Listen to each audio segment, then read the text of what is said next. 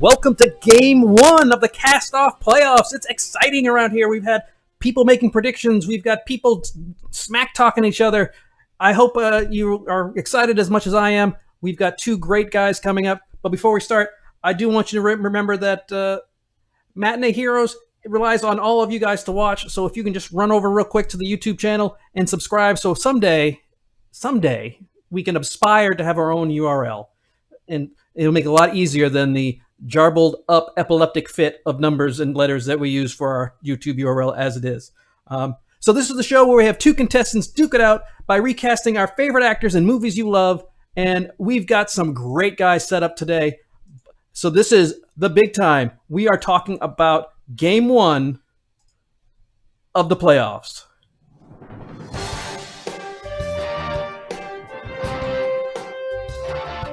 And that'll be Rob Irvin, who did a fantastic job earlier in the year, coming against two-time player Patrick Beatty. Let's talk about these two guys and see how they're doing. Gentlemen, welcome to the show. Hey, man. How's it going? I am doing good. Already we've got everything slowing up because I've got extra things running. I got music. I got playoff music. I got all kinds of things going. So we guys have, this is the second time for you, Rob. Third time for you, Patrick. So you have gotten some extra practice. But let's start with Rob, because Rob, you have actually been on the podcast quite a bit the last couple months. Yes, sir. And you have done a fantastic job. That Say Anything podcast that you did, chef's kiss. It's beautiful. You did a great job. That was so much fun, and I was honored to be a part of it. And I feel bad for the other three matchups because we're coming in hot with this first matchup. Oh, so yeah. the other six people are going to have to match up to what happens tonight.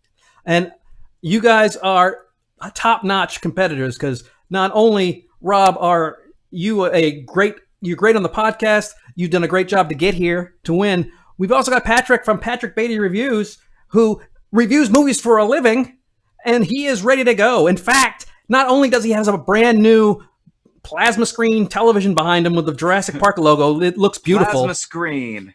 2005. No. I wasn't going to say it. I was not going to say it. I was just giving him crap because I don't know where he got it from, but it looks great. And then it's just a picture. I just put a poster up against a TV frame. There's really nothing there. Yep. But I'm excited to talk about this thing, and what's this right here? Well, it happens to just be our good friend Jeff Goldblum, because we're going to talk about Jurassic Park, and I'm very excited. Thanks for having me on, man. Well, of course, you guys earned your spots here. Let's not forget that. You guys earned your right to be here. So let's talk about the rules real quick, because there has been a couple changes since the season has finished. So with the playoffs, as always, we're going to name an actor, and it's going to be an actor from Jurassic Park. The best choice is going to be 1 point. I have already pre-selected not only today's movie, but all of the first-round movies already. So if you happen to pick something that I have picked, you get a point. If that happens to be the best choice, and that's not always the case, you may get 2 points. Now, the person with the most points wins. That's obvious, but I want to thank Kerry Gordon and Richard Jensen because they have also helped me judge. So in the past, it has been my call. So I am the judge, jury, and executioner. But this time, I secretly, blind, sent out the selections. They have no idea who picked who. And I said, give me your selections. And they came back and gave me their things. And whoever got the most points for each actor is who won. So you can't yell at me alone if you didn't get the point you wanted. Now, on the very odd chance that there's a tie, you will have to come up on the fly with a double feature to win. So before we start, all things are always here at the CastOFF. I'm presented by Matinee Heroes. And this weekend, Brendan Agnew and I talk about The Dark Knight Rises. We talk about it because it is No Lie, which is Christopher Nolan month for the month of July, because Llewyn didn't sound right, and we didn't want to say that. So No Lie sounds great. We do a lot of bad Bane impressions, but we really get into The Dark Knight. And so you can head over to matineeheroes.com and subscribe to the podcast. And while you're there, you can go to matineeheroes.com/castoff and subscribe to this as well. You'll have the link to the YouTube. So, are you guys ready for Jurassic Park? Woo! Let's go! #1 movie in America. Oddly enough, 30 or 20. To this day. It's, yeah, that and the #2, Jaws. So Steven Spielberg needs a break, and I'm glad he's finally getting a chance to show himself to everybody. And so, because of dream. Yeah, because of the randomness of the wheel when we did the preview show, Rob, you have first pick, and we're going to go with Alan Grant, played by the impeccable Sam Neill. So who do you have playing Sam Neill? Alan Grant. I had about 2 or 3 deep on each one of those and really had to go back to the movie and really watch it. I wanted to pick somebody who it looked like they had that adventure side to him, but had that what would be a potential for a paternal role that would develop into that as the film goes on. And my mind kept going back to star of the television version of Friday Night Lights, and that would be one Kyle Chandler. I think he really envelops this character and would do very well at it. And as you could see, as the movie went on, he really adapted that father type figure for the kids. And I really think him playing that high school football coach, kind of hard nosed, but kind of understands at the same time, I thought he was a great pick. Yeah, and like you said, he's a rugged B-teamer, so he's not a top flight celebrity, but does a great job when you hire him. Got that rugged, good looking guy. Yeah, he fits perfectly. Well done. That's a good one.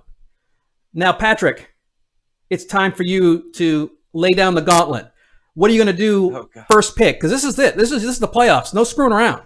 I know. He started out with a really good choice, and I agree with him. And I also think that I have a pretty good choice here, which is Michael Keaton as Dr. Alan Grant. Very nice. That when you think about a character like Sam Neill, you really do want somebody that has those paternal instincts, but can shy away from it, and can be a dick as well. Like, particularly, I was watching that scene where he had the raptor claw and was coming at that kid. That's a perfect Michael Keaton scene. I think he would blend really well with the rest of the cast I have. But Michael Keaton, that's my choice. Oh, of course. Michael Keaton would kill that role. And you're right, especially when he's harassing that little kid who, let's be honest, that little kid deserved it. But I think you guys both came hard first out of the batch. So let's go and take a look what we got here. For Dr. Alan Grant, Rob had Kyle Chandler, strong choice. Michael Keaton, iconic. I was looking for an Oscar Isaac type guy. I thought Oscar Isaac would be a good Dr. Alan Grant because he's not only handsome, but he comes across quite smart. And that's the two things you need. Sam Neill is just like that, a good-looking, smart-looking guy. But after some deliberations, you got to go with Michael Keaton. Come on. Michael Keaton is the man. And nicely done, sir. He would do a fantastic job. Kyle Chandler, though, because I was thinking the Godzilla movie. He was the only thing that worked in that. Well, like, I was like, crap, he's got one thing that you could just be like, he's already done it, and it worked out. Well, if you go back and listen to the podcast when we did Godzilla's and King of the Monsters, you'll know that we all agreed none of the family stuff worked. It was only when the monsters were smashing was it great. Let's move on to the heroine, Laura Dern, the lovely Laura Dern, the fantastic, talented Laura Dern. These are so tough. Like, so, that one was you ain't lying. So, Patrick, who do you have playing the heroine? Well, I mean, Laura Dern, it's tough to replace her, and the only person I could think, it's the Hail Mary throw of this game for me, and it's Meryl Streep to play Dr. Ellie Sattler. I think that Meryl Streep has the sensibilities. Basically, she's a chameleon. She can transform into any role. If she wants to be a doctor that works with dinosaur bones or can like rest her head against a dinosaur, you actually believe that, and that's such a believable moment that makes Jurassic Park iconic. You need a great actress to do that. I can only think Meryl Streep would work well with Michael Keaton, and that's my choice. Absolutely. She's not the GOAT for nothing, the greatest of all time. So yeah, once again, Patrick, coming out hard. You're not screwing around. This is the playoffs. This is a commendable. Because you can't say no to Meryl Streep, can you? No. We might. You might. It might happen. It might happen, of course. All things are possible. But now we'll move on to Rob. Rob, you've got Meryl Streep. How can in you... In accordance with California state law, as Gerald Level once said. I kind of went off the beaten path here a little bit because I kind of felt Laura Dern's portrayal of the character lacked some strength. I wanted somebody that could be an equal to Dr. Alan Grant and bring that kind of strength to the character that could next level it. And I went with Kerry Washington. I think that she's just got that no nonsense to her that like she's going to stand by. And I keep going back to the scene where they first meet John Hammond in the trailer. And I feel like Kerry Washington in that scene alone could bring a gravity to it of it was like Laura Dern got a little too bubbly with it. And I really think that there needed to be a better ground to it. And I think that's what Kerry Washington does. Oh, absolutely. That's why she's known for doing no wrong. She can do no wrong. I don't think she's ever done anything that I went, So we know when Kerry Washington is in a movie that's what's going to happen. It's going to be nothing but good stuff. So this is a tough one. This was a tough one. Meryl Streep for Patrick, Kerry Washington.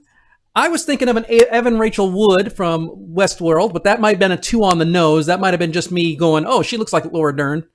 And after some deliberation, Kerry Washington would bring a lot of strength to you. Absolutely. I think that's a perfect pick. Thank you, sir. Not that Meryl Streep couldn't do it, because she could be Dr. Alan Grant and she'd kill it. As Kevin Smith once said, if I remake Jaws, I think of the shark. You'd just be like, yeah, it's Meryl, whatever. But Kerry Washington, she'd do something with it. Well, I'm going to leave this picture up here for a little bit because it'll get us more views on YouTube. But this is Jeff Goldblum as Ian Malcolm at his Goldblumiest.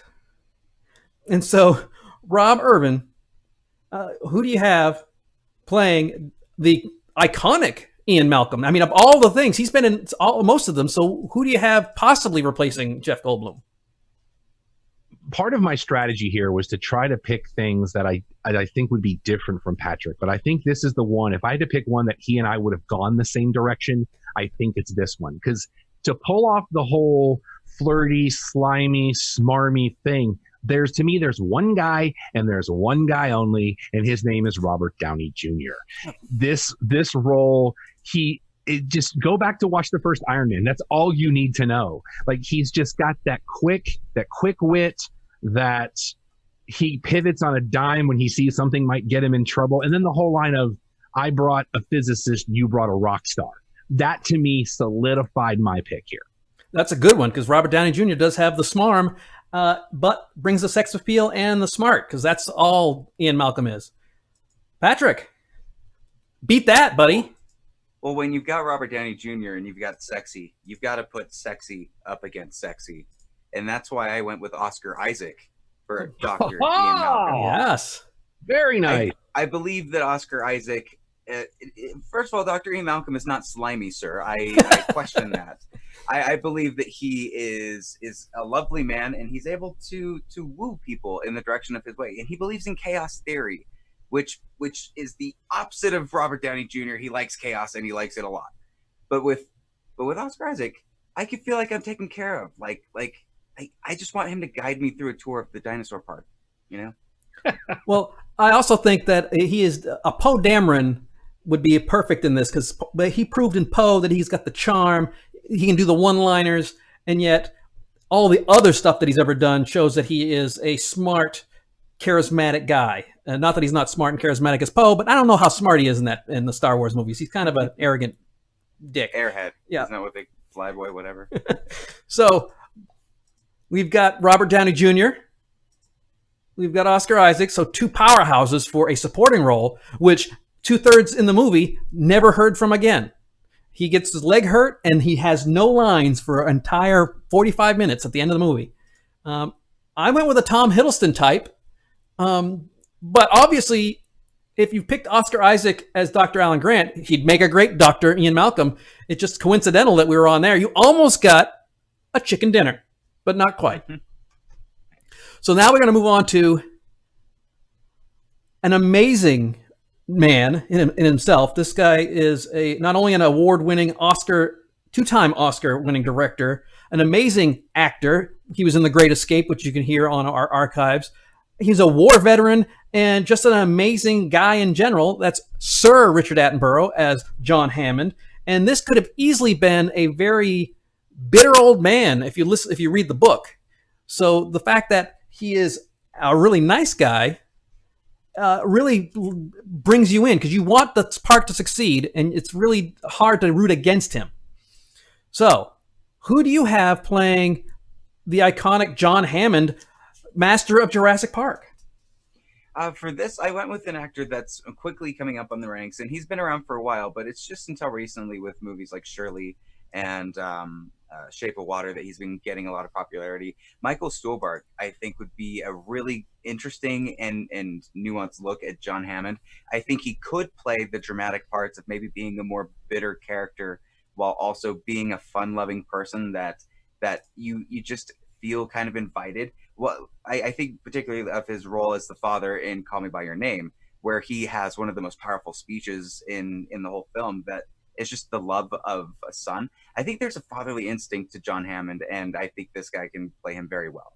There's a fatherly, some might even say grandfatherly, because he is the grandfather. But Michael Stuhlbarg is someone I have used in my recastings quite a bit, because he is not only he's a that guy, but he's a that guy is amazing. That guy. His role in Fargo, the television series, was fantastic. He brings it every time. I love this pick. This is one of my favorite underdog picks, because I don't think a lot of people even know his name. They may look at him and go, "Oh, I know that guy," but they would never get his name. So, Rob, I love him. I love him Nicely too. done, sir. So, Michael, come on the show. Anyways, as I pitch, Rob, who do you have? Richard Attenborough was one of those guys. He kind of owned a bit of my childhood because he narrated almost every PBS nature series. No, that's David. Is that David? Okay, that's his brother. I corrected. But I went for somebody who I felt could do that. I'm really excited out of the gate, and then when I realized everything has broken, that I kind of just settle into myself, and there's a broodingness to it for me, and I had to go with another Sir, and that would be one Sir Anthony Hopkins. He's just got that mad scientist who's just this side of crazy that could handle this kind of a role, especially when the wheels fall off. Oh, absolutely. Another person that every performance he does, even if you don't like the movie, like a Bram Stoker's Dracula, wasn't a fan of, he's doing wild, crazy stuff in it, but he's doing a great job of it, because the man is a master. He deserves his Sir. So we've got Michael Stuhlbarg, we've got Anthony Hopkins, and winner, chicken dinner, Rob. I also picked Anthony Hopkins. Wow. Because I thought he'd be perfect at that. So now we are all tied up, so that gives you 1 point. But I'm also going to give you the second point. We decided that Anthony Hopkins, and so with that, you surge from 1 behind to 1 ahead. That's what happens here at the Cast-Off. You are never, ever behind. You can always find your way back. Well, let's move on to Samuel L. Jackson as Ray Arnold. Not a big part, but it was one of a very prominent part for him. Up until then, he had been doing some side stuff. He really hadn't been Sam Jackson as we know him. And so, Rob, who do you have replacing? Is it Rob or Patrick? It's Rob. It's Rob. So, Rob, who do you have? Is it me? Okay. Yeah, it's you. This is what happens when you have too many people.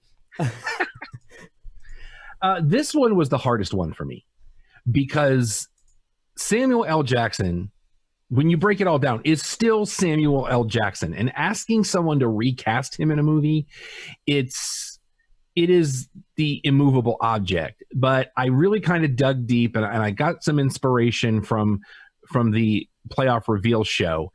And so I went with somebody who was in a movie that was somebody else's strong suit, which I believe was Patrick's strong suit. And I went with Daniel Kaluuya from Get Out.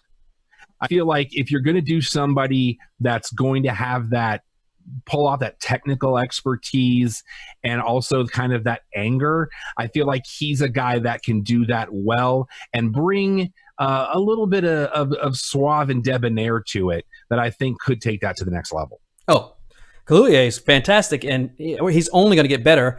I mean, he really hasn't done a lot. If you look, because he's still young, and if you look at his background, I mean, I had to go find Johnny English Reborn to get more credits because I wanted 4. He's got a bunch of stuff coming out, but not a lot of stuff coming that is already out.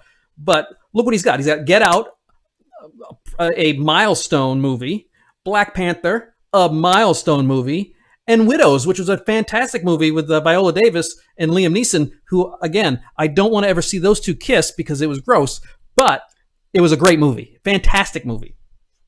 So that means, Patrick, you're going to have to scramble because Daniel Kaluuya is a hard person to come up against. Yeah, and I mean, as far as little films, he's in most highest grossing Marvel film, or one of the highest grossing Marvel films, I went with somebody that might not be known for his own credit, but might be known for his father, and somebody that I think could grow within this role and could get many more parts from this point. I went with O'Shea Jackson Jr. for Ray Arnold. Nice. I think he was fantastic in Straight Outta Compton. If you haven't seen Ingrid Goes West, he's fantastic in that. Godzilla King of the Monsters as well. I believe that he's got kind of the, because with Samuel L. Jackson, there's a little bit of like a swag to him too, that like he just brushes a lot of stuff. And like I'm picturing him just vaping, because I know it would be whatever the modern equivalent of a Jurassic Park thing, just constantly vaping and trying to get his powers and stuff back online. And I see him as somebody that works within the park, that has been involved in this for a while. I think O'Shea Jackson Jr. is a good pick. Maybe not the top pick, but he's a great pick. I think the difference between the two is I think O'Shea Jackson, being from America and being Ice Cube's kid, is going to have like built-in swagger in his DNA. So even if he wasn't anything, if he's just a guy sitting around, he'd have swagger. Where I think Daniel Kaluuya, he comes from England. They take swagger and they compress it into a little ball until it explodes, and you got a family reunion usually. So we've got Daniel Kaluuya, who's fantastic. O'Shea Jackson Jr. I was looking like a Sterling Brown, because Sterling Brown, smart, amazing. Really, I mean, I felt bad. I felt he was wasted in Black Panther because he's only in there at the beginning, and he's such a great actor. So our tribunal went with O'Shea Jackson, and that is a tie. Oh, wow. Once again, everything's tied up with only 2 left. So let's see what's going on next. We have Newman. Hello, Newman. We've got Dennis Nedry, played by the fantastic Wayne Knight. Steven Spielberg was watching Basic Instinct, saw Wayne Knight, and actually waited for the credits to write his name down because he wanted him for this movie. That's because he is such a great actor. So Wayne Knight playing the I guess he's the bad guy. I mean, he is a bad guy, but I feel like he's not like an evil goofy henchman. Yeah, he's more of a henchman type. So who do you have playing the Weasel? For Dennis Nedry, you need this specific somebody that just is able to give you the comedy chops, but also believe that he's actually he's capable of doing something, because he's able to bring in that shaving cream cam. So I would say Lil Rel Howerly, which Rob, we were talking just about Get Out before. I think he would play a fantastic Nedry, specifically for his comedic chops, for him being able to comment on the situation around him. I think that's a part of Nedry's character, to be able to be like, this is insane. And him going up against that little dinosaur with the fan, with the neck thing, I think that would be fun to watch. Is that what that was? Yeah, but you've got the glasses built in already, right there. Well, just so you know, and we talked about this yesterday on Movies That Make Us. I did a live that little flutter thing doesn't exist on that dinosaur, but it's all BS. Really? Yeah, he doesn't spit either, but that's okay. But Little Ray Howery, I didn't see the Carmichael show, but he is the TSA agent in Get Out, and I saw him in Tag, so there's a couple things I have seen him in. So now we move on to Rob. Who do you have playing the horrible bad guy? I kind of kept this casting within the vein of the person playing it. I think Wayne Knight plays Nedry so well, and if you haven't seen, they're about to release a limited edition action figure for Dennis Nedry that's in a Barbasol can that you actually open up, and his figures in there, which is kind of neat. But my mind just kept going back to current internet it guy, Josh Gad. I knew it. This was another one I thought that we would have both picked. I was going to pick it, but I was like, I'm pretty sure he's picked this. But that's okay, because just remember, if you pick the same thing, disqualify it? If you guys pick the same thing, you cancel it out, so you survive a round. It's like you get a big lead, and then you pick everything they pick, you win.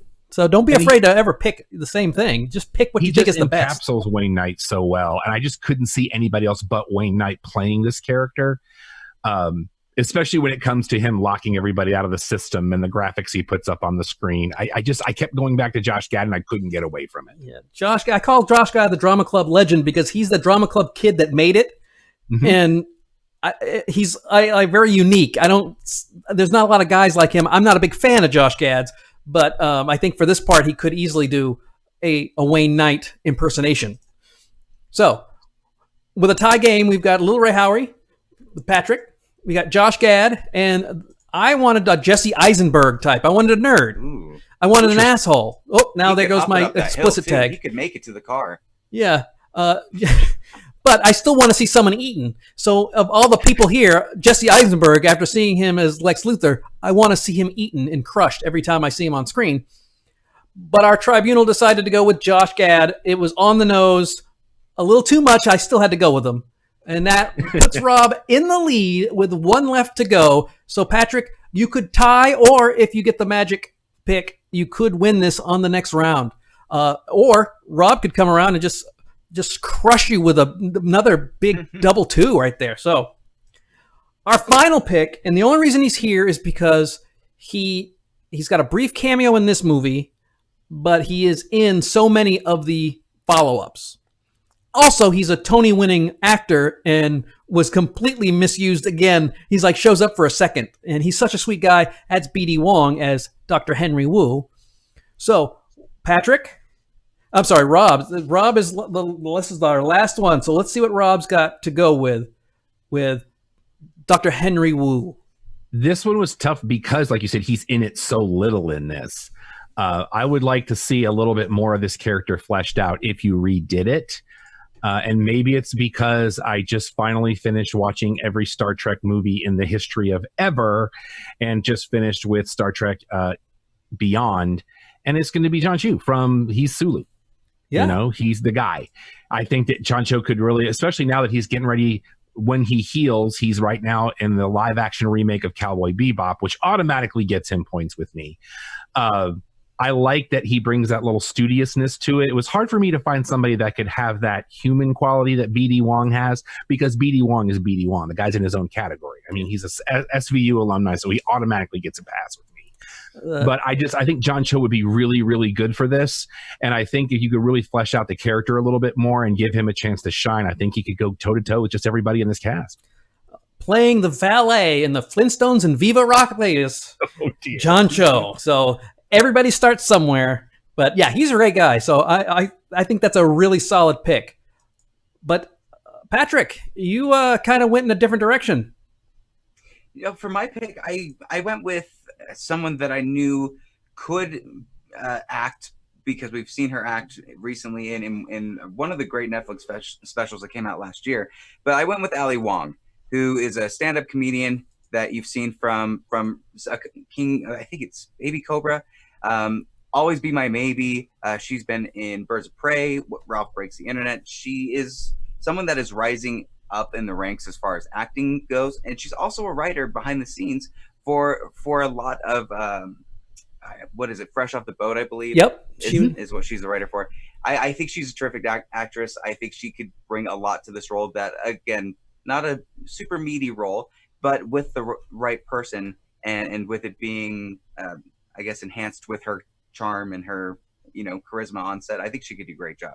And again, we're casting her for the rest of the movies, not necessarily for this one. So we know that she'll do a great job there. So with the score 4-3, we got John Cho from Rob Irvin. We got Ali Wong from Patrick Beatty. I went with Sendil Ramamurthy. If you don't know who he is, he was from Heroes. He was that really good-looking Indian fella. And I don't remember his name on the show, and I didn't want to look it up. I just know he's the really good-looking guy, and it really kind of irritates me. So we know that we know that Patrick did not get 2, so either Rob's going to win or Patrick's going to tie, and after our tribunal, Ali Wong wins it for a Game 1 tie. So we have a tiebreaker. Punch each other through the screen. What happens now? 2 men enter, 1 man leave. All right, so this is how it's going to work. Let me get to the special screen that I rarely get to use. So, as soon as it pops up, there we go. So, what's going to happen is I have, and this is a Lego base from Dimensions, the Lego game from Xbox 3. It's, if you can see, it's a little Jurassic Park one. I just happen to have this one. I am going to flip this. This is heads. This is tails. Rob, you are the highest seed, so you get to pick heads or tails. Whoever goes first tells me that no explanations. You just tell me the name of the movie. Then we'll go over to the next person. We'll get the name, and then each one will have a minute to explain their picks. Because I don't want you just to say something and not explain it, because you could change my mind. So I'm going to back up just a little bit. Wait, what are we doing? We're calling it for what? No, so Rob's calling whoever it. goes first, I think. Rob's calling it. Okay. Tails. Tails it is. So Rob, So just say the movie and then just say the movie and we're going to move on to Patrick. So Rob, what is your movie?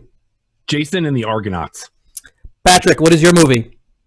But we don't have any context. It's just name a movie. Name a movie that would be a good double feature with Jurassic Park. Let's go with the original Godzilla. All right. So we'll start with Rob. Rob, why Jason and the Argonauts? And I think Patrick and I are probably kind of in the same wavelength on this. Jurassic Park changed the game in a way that T2 did a couple of years before it.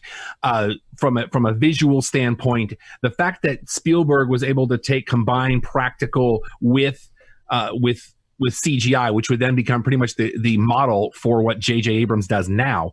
Jason and the Argonauts was kind of that for its time. This is a movie I saw when I was a kid, that it really took stop motion animation and really integrated it very well for the first time with live action in a way that captured the imaginations of an entire generation the same way Jurassic Park did. And to me, it's just a logical progression. All right, Patrick. I agree. You do need to see what happens and what came before, and the original Godzilla and the things that were made back in those days are some of the greatest practical effects ever put into monster films. Seeing kaijus, you look at those and you look at the dinosaurs that were made by Spielberg. They're not feathers for a reason, and it's because he looked at these films and saw it. And not only are you getting that, you're getting more culture by going and exploring an international film and looking at something that dubs or subs, it doesn't matter. You get a whole different experience while getting the same tone, the same feeling, because as the same with Jurassic Park, Godzilla is not necessarily about Godzilla, it's about the characters, and that works for both of these. Well, guys, I'm going to have to tell you that pretty close, but I'm going to have to go with Patrick, because without Godzilla, Jurassic Park does not get made. We love dinosaurs, but we also love Godzilla. That was a hard one, Rob. Godzilla is a solid franchise, and it's been rekindled in the last couple of years to make it even better. So, Patrick, well done. Rob, also well done. So, Patrick, you have the final thought. So, what is your final thought? Rob, you played an excellent game, and to the very, very, very end, past that. Thanks for this, and Craig, thanks for having me on. You guys can check out our podcast every Fridays and the live shows every Fridays. And thanks for having me. Well, you're not done, because you have people that you will be competing against. And in fact, they will be competing next week. So next week, we will find out who it'll be in Game 2 as Valerie Cameron and Steve Condrick go head-to-head. Now, Valerie's from the Multiplane podcast, which is a Disney-oriented podcast. She's also on Movies That Make Us, despite the fact that she bailed on me yesterday during my appearance. Not that that'll affect the scoring. It might. Everything I learned from movies is Steve and Izzy are fantastic. Izzy is really the brains behind everything, but Steve is there. The movie that they did, Marvel's Avengers, and he did the classic Alien. The winning score, 3 out of 7 for Valerie, and she was up against 2 people, so to get 3 is pretty good, because she got a good chunk. And also 3 out of 7 who had to go into a tiebreaker to win, Steve Condrick. This is going to be a close one. Their best pick, Viggo Mortensen as Thor, and Gary Oldman as Obi-Wan, which was a Craig's pick. Winner, chicken dinner. So Steve was able to manipulate our relationship to know that I would pick Gary Oldman as Obi-Wan. Next week, Tuesday, at 6 p.m. Pacific, 9 p.m. Eastern, and they will be doing Independence Day, following our tradition of picking holiday movies a week after the holiday. Last time, we waited a week to do Star Wars, even though the show was on May 4th. Our premiere was May 4th. The next week, we did Star Wars. This week, Independence Day, an amazing movie, a fun movie, a goofy movie, but a quality movie. So if you like the show, you can follow us at Matinee Heroes on Twitter. You can follow us at twitch.tv, Matinee Heroes. We're going to have every week, every Tuesday at 6, we're going to have things going for the next 7 weeks. Facebook.com, you can join the groups. And, of course, matineeheroes.com/castoff to do that, to follow the videos. Game 1 in the books. Rob, well played. Patrick, congratulations. We will see you